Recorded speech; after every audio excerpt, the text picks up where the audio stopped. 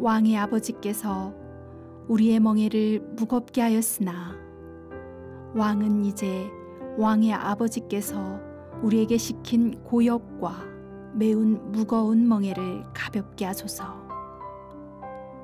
그리하시면 우리가 왕을 섬기겠나이다. 대한민국에서 해방은 곧 분단의 시작이었습니다. 곧이어 벌어진 한국 전쟁으로 남과 북은 서로를 주적이라 부르며 지속적인 적대 상태에 있습니다. 분단과 전쟁은 너무 큰 상처를 남겼고 한반도에서 일어나는 많은 일들에 영향을 미치고 있습니다. 분단 이후 76년이라는 세월이 흘렀지만 아직도 그 상처는 아물지 않았습니다. 구약 이스라엘의 역사는 한반도의 역사와 놀랍도록 비슷합니다.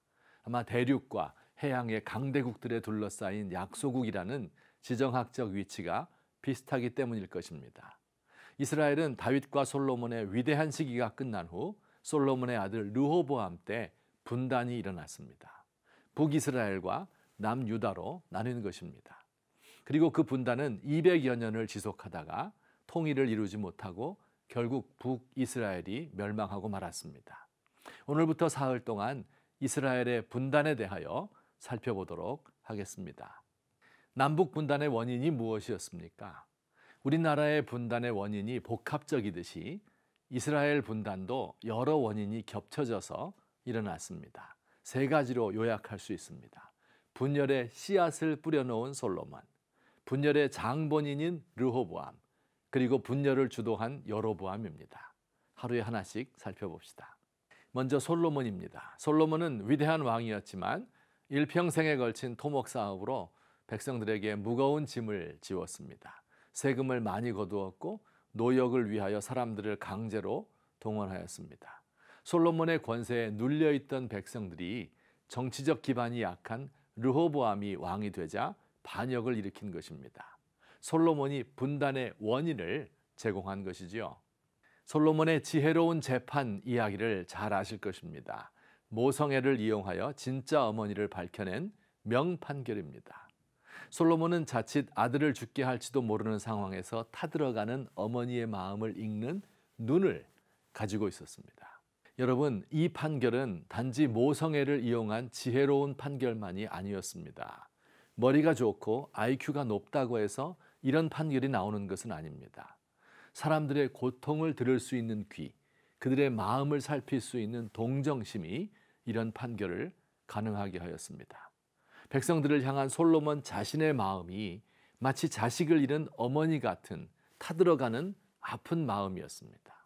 사랑하는 성도 여러분, 그러나 솔로몬은 나이가 들면서 이런 마음을 잃어버렸습니다. 매일 잔치하는 소리, 풍악 소리에 노역에 시달리는 백성들의 신음을 듣지 못했습니다.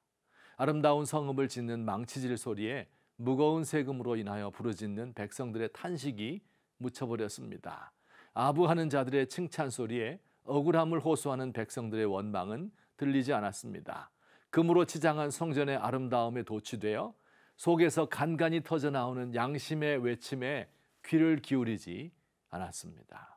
다시 솔로몬의 재판으로 돌아가 봅시다. 죽게 된 아이는 이스라엘이고 두 여인은 바로 솔로몬 왕의 양면입니다. 아이를 사랑하는 타들어가는 마음으로 아이를 양보하면 아이는 삽니다. 그러나 자신을 먼저 생각하면 아이는 반으로 갈라집니다. 결국 솔로몬은 아이를 반으로 가르는 사람이 되고 말았습니다. 백성의 아픔을 살피지 못한 그는 결국 남의 아이를 빼앗으려는 못된 창기가 되고 말았습니다.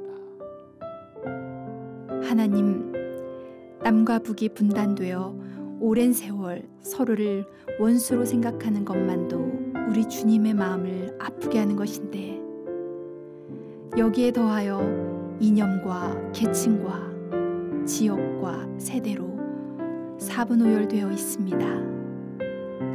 심지어 서로 사랑해야 할 남자와 여자 사이에도 갈등의 골이 깊습니다. 자신의 몸을 찢으셔서 우리를 하나 되게 하신 주님, 왜 우리는 주님의 마음을 이다지도 모르는 것일까요?